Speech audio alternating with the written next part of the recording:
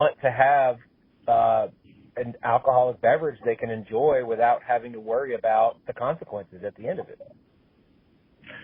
Yeah, I mean, I think that we owe it to ourselves to make better decisions throughout our day, right? It's a shame Mm-hmm. to, end the last, a lap of your life in regret, or saying that you could have done or make better decisions. I'm not saying that we are necessarily, a healthy decision where we're the best decision within this space. I think that that's important, man. And I'm leaving what I'm preaching. So I actually decided that this year I'm going to fight. So I'm actually going to fight professionally this year. Yeah, and I train for 5 hours every morning. I do Brazilian Jiu-Jitsu, I do kickboxing, I do boxing every single morning. And obviously I have a very busy lifestyle, with my tequila and my Prosecco. So I'm living basically what I'm preaching, in that there's no way you're going to wake up at 4:30 in the morning and train if you went out drinking all night, right? But Prosecco Zero, I'm not saying it's like necessarily the only way to go about it. Maybe not drinking would be the best way to go about it, but I think it's the best option out there for alcoholic beverages. I mean it. I mean, I used to be a little bit overweight. If you look at some of my pictures, in the older times when Prosecco Zero came about, I was much different in shape than I am today, really. So I'm not only saying, hey, this works. I'm living it, really. I mean it.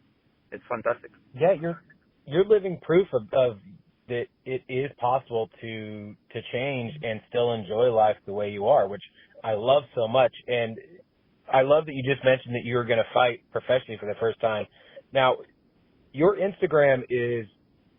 personal Instagram is very motivational when it comes to that, because it shows, you actually working out and you putting great music to it and motivational speeches and words. And when did you start making your journey into this lifestyle of fighting? And then also, I guess, tell us when we can start looking for you to fight.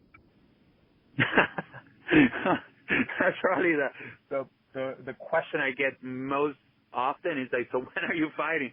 And that could be a great thing, because people really want to see me win, or really want to see maybe he should get it. Listen, man, I think that we all live very busy lifestyles, and we live such a busy lifestyle that we forget to live. And it for me, it shocked me when one day I was just taking a shower, and I just got out of the shower and looked at my body, and I said, is this really the best Ervin Machado can do? Like, is this really me? Like, am I going to die? Am I going to die knowing that I never had a six-pack?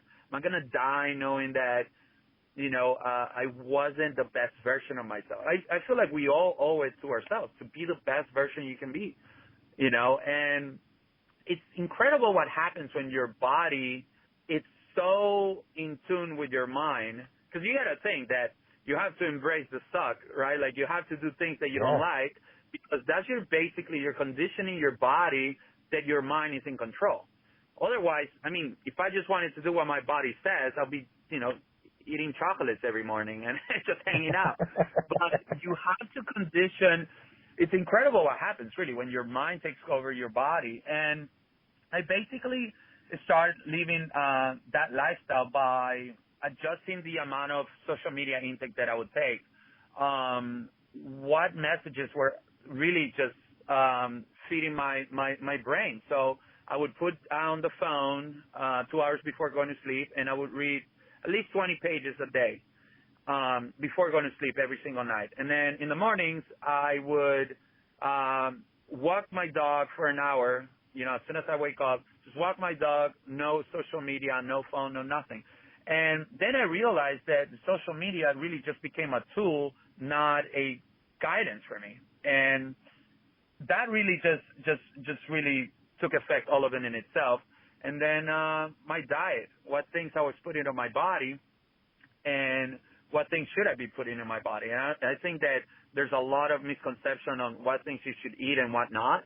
But what was true to me is that if I ate it just better food and I worked out for longer hours, it gave me the energy to make these better decisions. And then I wasn't making any bad decisions because I knew I couldn't afford it in the following morning. So I don't need a burger necessarily because I will get fat. I don't need a burger at night because I know in the morning I'm going to die if I do that. So you know the saying that says nothing tastes as good as skinny feels sort of thing?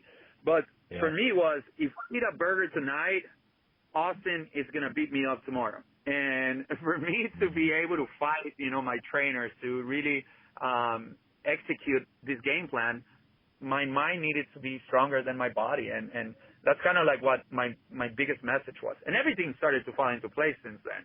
I mean, my businesses became more successful. Every single thing. I started making better decisions. You drop some people in your life that maybe were a bad influence to you. Because now you can identify more clearly what good decisions look like. You said so many amazing things there that I wish I was taking notes. That you looked in the mirror one day and you said, is this the best that I can do? And I think a lot more people need to really look at themselves sometimes, no matter, even if it's Bill Gates, like, is this the best Bill Gates that I could be? Or is this the best Steve Jobs, or, well, not anymore, but, Elon Musk, whoever, even down to, the sanitation guy picking up your trash. Like, is this the best person I can be?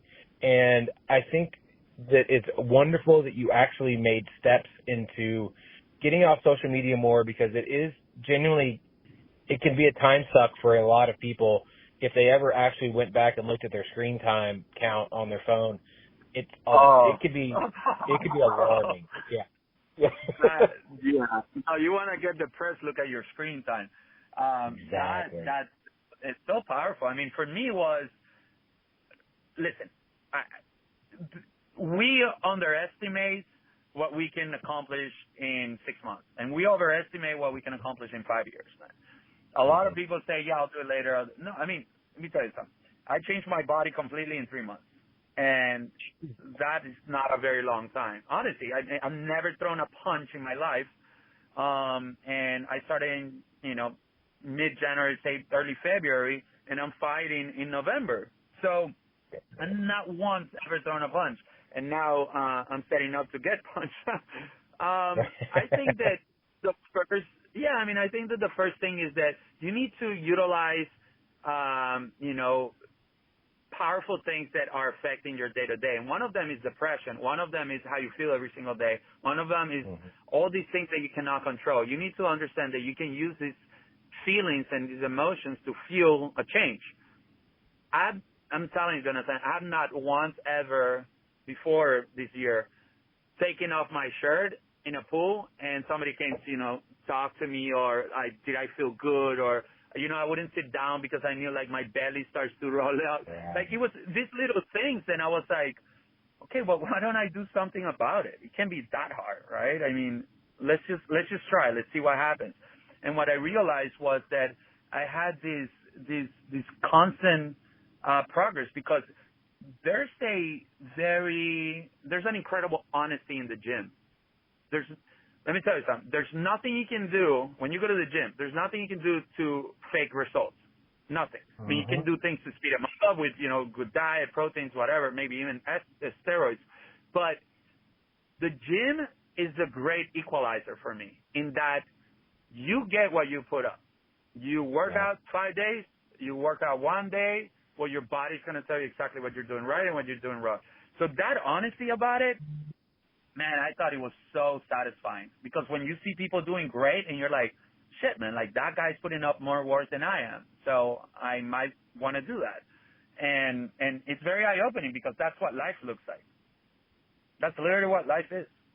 When you go into a party, when you go into a club, the first thing anybody tells you is say, hey, man, what do you do for work? Well, because it's in a social environment, we're all competing with each other. We all want to see who's above, who's under, right? Or you want to make a connection. But I feel that when you actually have control into what your, mind and your body and your professional life looks like, it's so powerful. And then you're executing really what you were meant to be. That is so amazing. That needs to be a T-shirt, and I think somebody needs to get on that immediately. Now, I have a segment on the show. I call it the 5 count. It's just 5 rapid-fire questions. Are you ready? I'm ready. Okay. How do you take your coffee? Iced. Oh, nice. Well, this is actually relevant as to what we were just talking about. If you were a pro wrestler or an MMA fighter, what would your name be? Are you going to have a nickname whenever you fight? I'm going to go with Prosecco Poppy. Oh, that's a good one. That I really hope that's what sticks. That's what they put on there. Favorite band when you were a kid and favorite band now? So I used to be a little bit of an emo sort of like, rock sort of band. So I used to love A Perfect Circle, actually. Oh, so good. Yeah, right. And now I hate to say that my favorite band is not an actual band. Miami kind of took over, man, and I love reggaeton now. So Mike Towers, I like. Yeah, it's kind of. Okay. I went talking about full circle. You go from rock to reggaeton. So Mike Towers, I like. That's not a bad. It just shows your spectrum of your love for music. So that's not a bad thing. Open-minded for sure. Exactly. Who inspires you?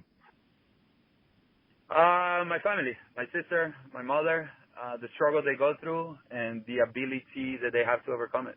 For sure, my family, my biggest inspiration. What would you tell your 17-year-old self? Get up and do it. Perfect. Another one. Get the fuck up. Get the fuck up and do it. I don't care. Everybody has an excuse. Everybody doesn't want to do something. It's great about excuses is that the only person that believes in excuse is you. Nobody else is believing what you're saying. You're right. I mean, excuses are a dime a dozen, but getting up and doing it is much harder than actually it's easier. It's not harder. It's harder than making an excuse, but it's easier than regret, which is later in life. Yeah. Yeah. I mean, now go ahead. No, I was gonna say like everybody. I read something that I think it's applicable or echo at least what we're talking about, and it was really interesting because it says at 20 years old I care about what everybody says. At 30 I try to change the things that I feel people should think about me. At 50 I stopped caring about what people said about me, and at 60 I realized nobody ever cared about me, right? And it's really interesting how we try to adjust our behaviors based on the spectrum of what people should view you as. You should just feel like there's always a camera in front of you. Like, feel like if you're the protagonist of a movie and this is your movie about your life, and you'll never make a wrong decision again. True. Also, like, make it worth watching. For sure. Now, if people wanted to find out more about Prosecco Zero, also Zero Tequila, follow you guys online, buy it, follow you online so they can see when you're fighting, where can they do all the things? Yeah, I mean, we're very active on Instagram, so we have, Prosecco Zero on Instagram. We have EDM Tequila Zero on Instagram, and my handle on Instagram, my personal, it's Ervin D. Machado, as well on Instagram. And I mean, we're super active on social media, but if not, you can see us on our website at ProseccoZero.com, and we post a lot about upcoming events. Again, we have our Formula One event coming in May, so I hope to see you guys there here in Miami. And then my fight, I'm not sure if I'm going to televise that one, Jonathan, but you're definitely invited to come. I would love that. I love all live sports, especially when it comes to MMA. And I haven't been to Miami in over a decade, I think. It's been close to a decade. Yeah. So I need to make it back down there. You know what? I would love to see you, my friend. That'd be perfect. Ervin, thank you so much for your time. I hope more people go out and speak the great name of Prosecco Zero. Try it. Tell your friends about it. and definitely make sure your restaurants, local liquor stores, local grocery stores all have it. Ask for it by name. And again, thank you so